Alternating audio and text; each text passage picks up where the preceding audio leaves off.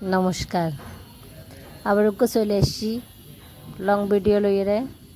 তো দেখুন আলু হচ্ছে হলা এবারে সিদ্ধ করে ফেলাই আগে ভাগে, আর কিছুটা ডাল দেখাইলাম যাতে ব্লেন্ডার করে লইলাম। তো আলুর রনে চটকাই রে মাখিবেন আর দিয়ে যতক্ষণ মনে হয় তখন একদম ফিনিশ করিয়ে মাখি ফেলিবেন। আলু যখন মাখা শেষ হবো তখন হলা দেখতেন, এই যে হলা অন্য সাথে মাখি লই রান্নার রেসিপি বলছি কলার কোপ্তা। হলা দিয়ে আলু দিয়ে বড়া করি ডাল দিয়ে এবার কোপ্তা বানাইম।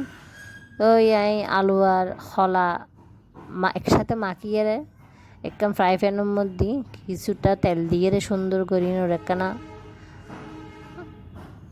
চামিচ দিয়ে লাড়া ছেঁড়া করিকুম পাশে সাথে ডাইলও দিয়ে ফেলিম। ডাইলি নদী সুন্দর করে লাড়া ছেঁড়া করিয়ে যখন একটু আঠালো ভাব আইবু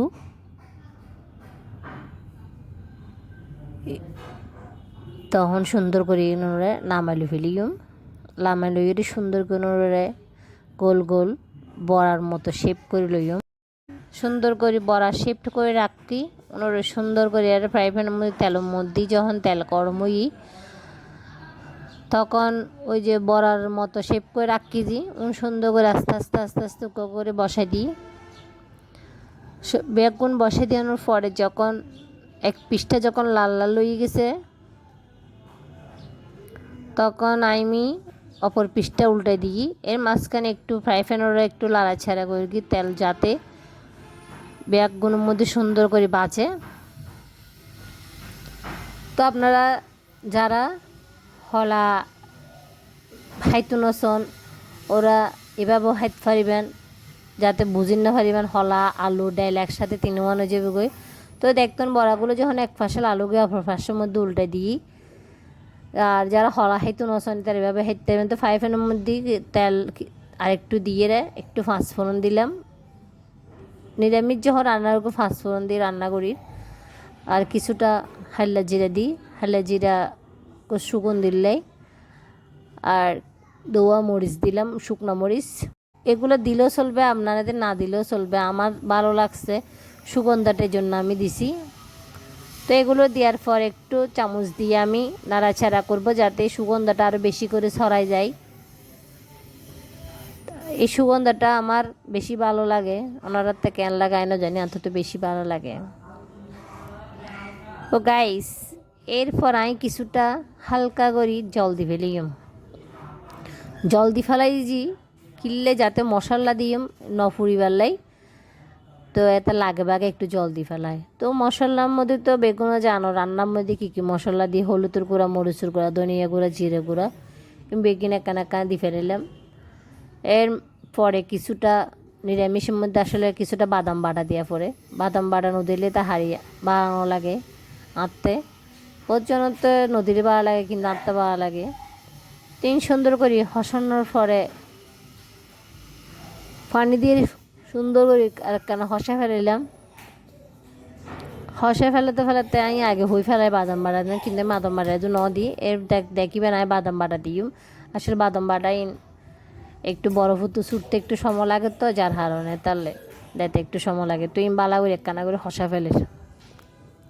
তো আমি একটু চামচ দিয়ে ভালো করে নাড়াছাড়া করতেছি। নাড়াছাড়া করতে দেখবেন আপনার এখানে মশলাগুলো বুটবুটাচ্ছে। বুটবাটাতে আমি কিছুটা বাদাম বাটা দিয়ে ফেলে ইয়ে দেখুন আমি আগে হই তবু আবার দেখাচ্ছি, তো আবার একটু বলির। তো বাদাম বাটাটা বরফ শুদ্ধ দিয়ে একটু ভালো করে এগুলো গলা পর্যন্ত ভালো করে নাড়াছাড়া করব।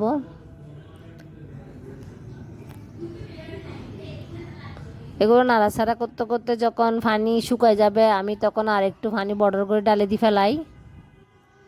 বর্ডার করে পানি ডালে দিয়ে ফেলে আবারও নাড়াছাড়া শুরু করছি।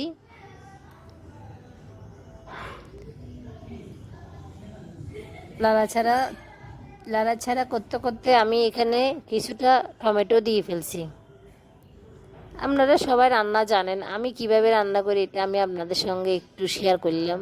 যারা এভাবে নহন তারা তারা একবার হাইসাইন। তারপর আমি এটা কিছুটা পানি ডালি দিই জরত গড়িয়ে পানি ডালি দিছি মানে জোর লইয়েরি একটু বড়া টরা সিদ্ধ হবো একটু জোর ন লাগিব না রসা রসা। তো একখানা রসা রসা হয়ে বেলা একখানা পানি দিই আর কি। তো পানি যখন দেখি মানে এক পর্যায়ে বটবট করিব তখন আই সুন্দর করে আস্তে আস্তে আস্তে আস্তে বড়া বেগুন বয় দিই হাইলা জিরে দিই তাহারির মধ্যে যখন উগ্র বাসি উঠে তখন আসলে তাহারি কালারই বেশ সুন্দর লাগে। ওনার হাত থেকে কেন লাগে আর কমেন্ট অবশ্যই জানাবেন। আই তো এরকম করে রান্না গিয়ে দুবো দুবো হাইলা জিরে সব তো হারিয়ে দিই মাছও তো দিই। এর মাঝখানে আমি দি ফেলাম লবণ। লবণ ন দিলে আসলে হন তাহারি রাঁধিয়ে অনেক মজা না ভাবেন। লবণ জি তাহারি সবচেয়ে সেরা উপকরণ জি লবণ। এরপর যখনই বটবড়া শুরু করি কি এরপর আমি দেখতন বরণ বসাই দিই বরণ সুন্দর করে কোকো করে বসাই দিই। বড়া যখন বসানোর পরে কিছুটা ঢাকনা দিলাম বটবট করে ঢাকনা দিই যাতে বড়ার মধ্যে একখানা লবণ মরিচ ঢুকে। বড়ার মধ্যে লবণ দিই তবু আর একটু বড়া করি সিদ্ধ বেলা আর একটু লবণ মরিচ ঢুকে বেলে বড়ার মধ্যে দিলাম। এরপর এক পর্যায়ে যখন হয়তো তো দেখিবেন ওগিয়ে গই তখন আমি কিছু ডালচিনি কুড়া দিয়ে ফেলাম। ডালচিনি কুড়া দেওয়ার পরে এটা অবশ্যই ওনারা ক্যামেরার মধ্যে দেখাই। এবার কিছুটা ধনিয়া পাতা আর কাঁচামরিচ দিয়ে সুন্দর করে তাহারি ওগিয়ানোর পর দিলাম। তো ফাইনাল লুক সাতন তাহারির দেখুন তাহারির কালার খুব সুন্দর। তো আর ভিডিও ওনারা কেন লেগে অবশ্যই কমেন্টে জানাবেন আর রান্না কেন